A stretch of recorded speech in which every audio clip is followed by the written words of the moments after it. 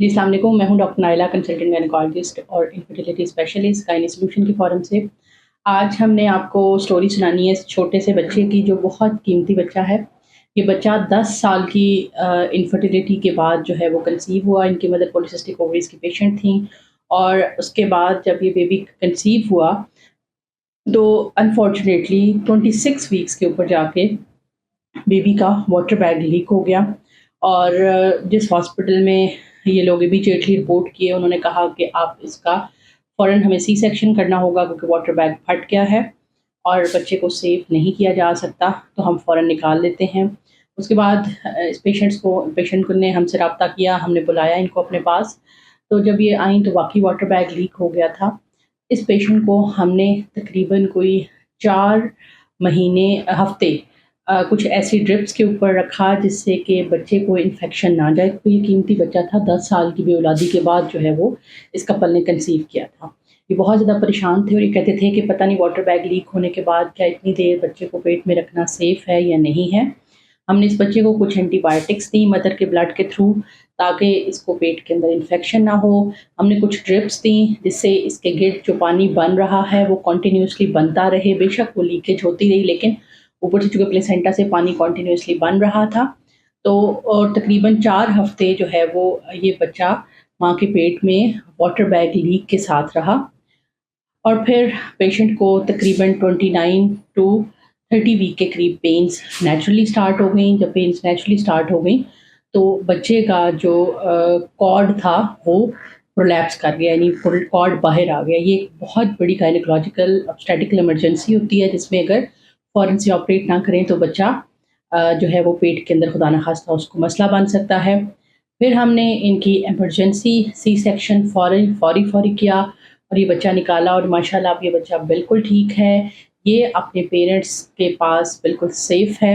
اور ڈسچارج ہو گیا نرسری سے اور امپروو کر رہا ہے، ویٹ بھی گین کر رہا ہے۔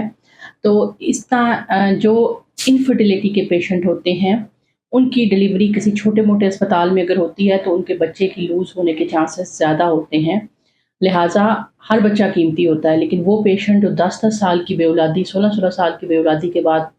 کنسیو کرتے ہیں، IVF IUI کرواتے ہیں، ان کو ہم یہ کہتے ہیں کہ آپ چھوٹے جگہوں سے نہ تو اپنے آپریٹ کروائیں نہ اپنا ٹریٹمنٹ کروائیں، کوشش کریں ایسی جگہ پہ جائیں جہاں پہ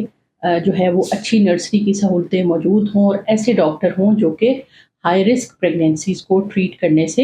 کہ میں ماہر ہوں۔ عام اگر آپ ڈاکٹر دیکھیں تو وہ واٹر بیگ لیک ہونے پہ کہتے ہیں کہ اب فوراً آپریٹ کر دینا چاہیے۔ ہم نے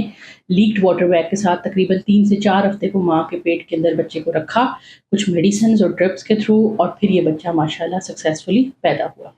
تو ان کی مدر سے بات کر لیتے ہیں، شی is satisfied with the treatment, تاکہ ان کا ریویو بھی ہمیں مل سکے۔ السلام علیکم، میں الکا ہوں، اور 10 سال کے بعد میں نے اپنے بیبی کو کنسیو کیا اور یہ میرے لیے گاڈ گفٹ تھا۔ میں نے کافی جگہوں سے علاج کروایا تھا لیکن مجھے بیبی میں کنسیو نہیں کر رہی تھی، اور 10 سال کے بعد جب میں نے اس کو کنسیو کیا تو تقریباً چھٹے مہینے کے آخر میں جا کے میرا واٹر بیگ جو ہے نا وہ لیک ہو گیا تھا، اور